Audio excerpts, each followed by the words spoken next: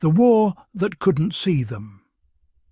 How World War II soldiers learned to disappear from heat. If you think thermal detection is a modern superpower, you're already a step behind the men who fought World War II.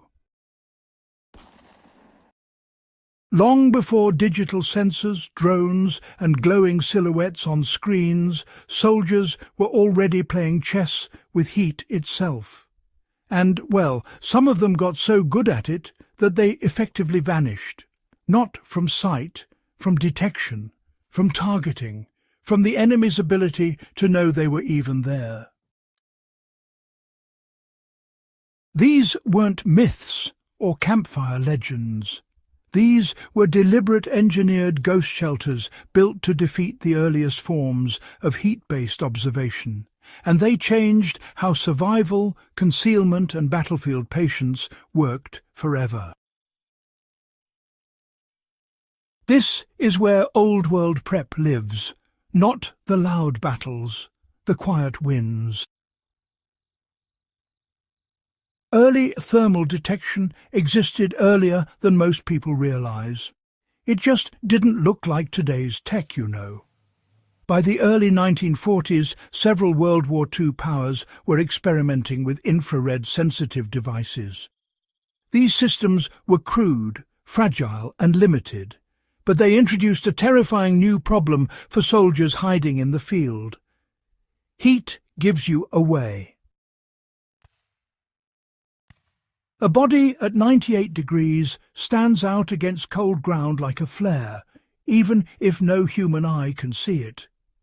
Once commanders understood that, the game shifted fast. How early infrared forced soldiers to rethink hiding entirely. The earliest thermal-adjacent systems weren't scanning battlefields from miles away. They were close-range infrared viewers, night scopes and heat-sensitive detectors designed to spot movement and warmth in darkness. German forces deployed infrared night vision equipment late in the war, while Allied researchers explored similar concepts. Even before formal deployment, rumours spread. Soldiers noticed patrols getting spotted at night when visibility should have favoured them. Something else was seeing them. This triggered a radical rethink. Camouflage wasn't enough. You could paint a bunker, net it, bury it, and still glow like a stove if your heat pooled in one place. The old rules of concealment ended. Heat became the enemy. So soldiers adapted, not with futuristic gadgets, but with materials, physics, and discipline. Why, you might wonder, did Earth become the ultimate heat shield? The single most effective countermeasure was dirt. Not metaphorically, literally. Soil is, honestly, a phenomenal thermal buffer. It absorbs, disperses, and equalizes temperature over time. Soldiers learned, sometimes the hard way, that shallow shelters were useless. Heat just leaked straight up. Deep, earth-packed shelters with thick overhead cover changed everything. The most effective ghost shelters were dug deeper than regulation trenches and layered with packed earth, clay, and sometimes stone. The goal wasn't comfort. It was thermal delay. Heat from bodies took longer to reach the surface, and by the time it did, it blended into ambient ground temperature. A soldier could occupy a position for hours without creating a detectable heat signature. This wasn't accidental engineering. Manuals began emphasizing depth, roof thickness, and soil compaction. Veterans learned quickly that loose dirt leaked heat faster. Packed earth was survival. How airflow design prevented heat pooling. Heat doesn't just rise, it accumulates.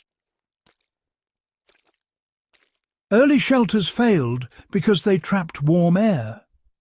Ghost shelters solved this with controlled airflow that, never vented straight upward. Vertical vents were, heat chimneys.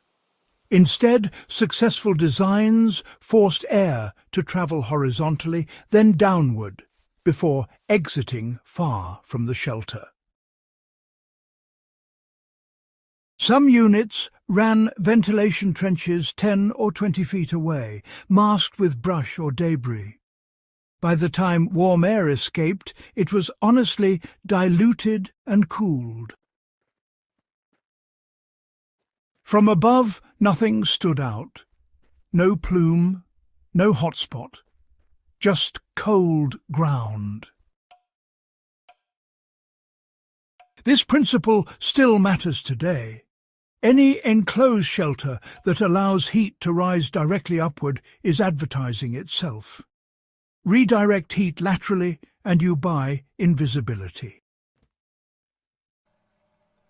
Why body spacing mattered more than insulation. One of the most overlooked lessons from World War II ghost shelters is that insulation alone doesn't save you. Concentration kills. Soldiers learned that, multiple bodies packed together created a thermal mass that even thick earth struggled to hide. The solution was spacing.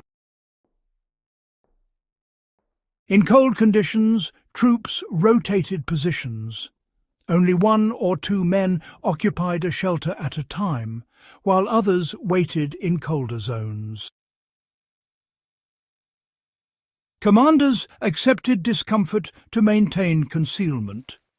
Heat discipline became as important as noise discipline. This is where modern survivalists often get it wrong.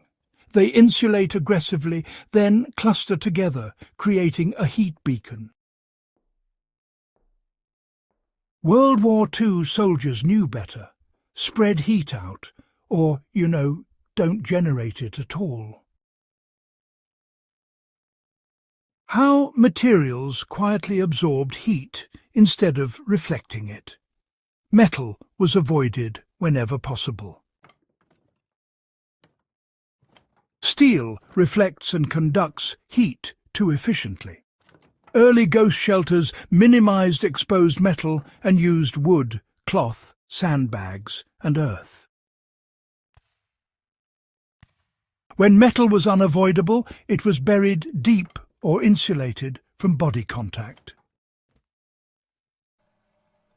Some shelters lined interior walls with additional fabric layers, not for warmth, but to slow radiant heat transfer.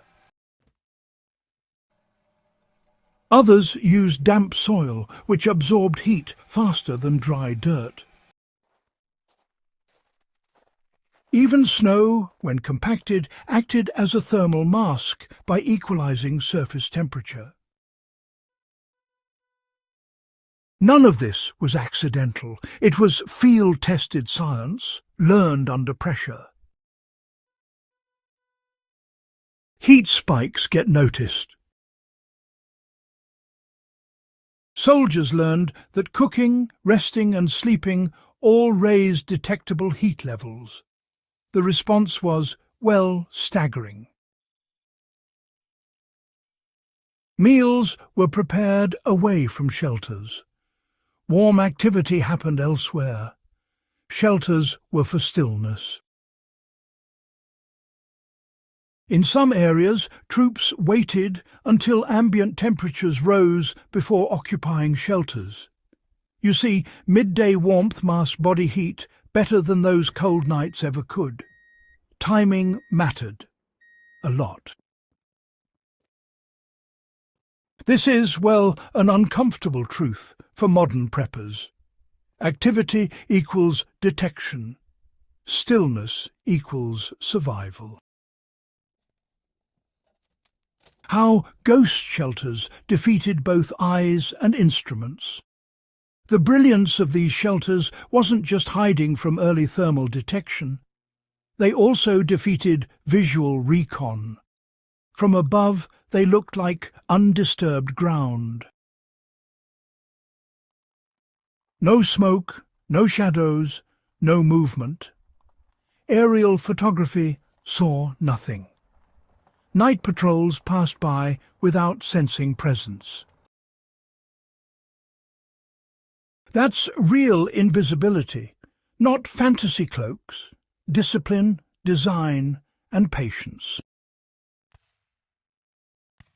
These shelters allowed troops to hold positions undetected for days. They supported ambushes, observation posts, and defensive holds that shouldn't have been possible. The enemy didn't know they were there until it was too late, if they ever knew at all. Now, what modern survivalists can steal from World War II ghost shelters is, well, quite remarkable. This isn't just history, it's instruction. If you're building a low-signature shelter today, depth is frankly non-negotiable. At least 3 feet of packed earth overhead. More, if possible. Loose soil is a liability. Compact it, layer it.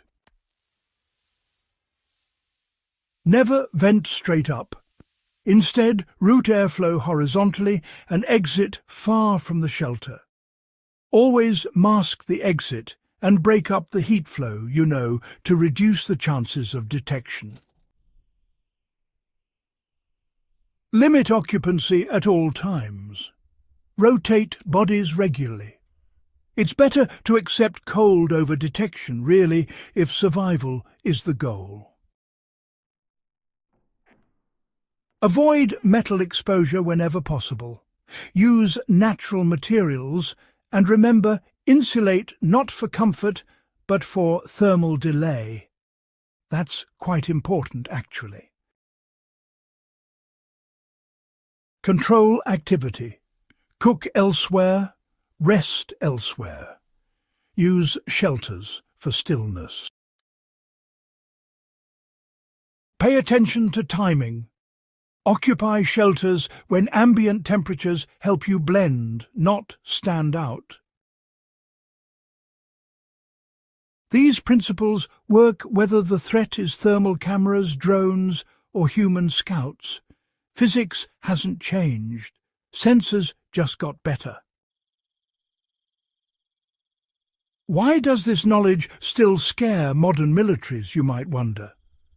Well, modern forces still train against heat signature management. Not because it's outdated, but simply because it works. The fundamentals were learned the hard way during World War II.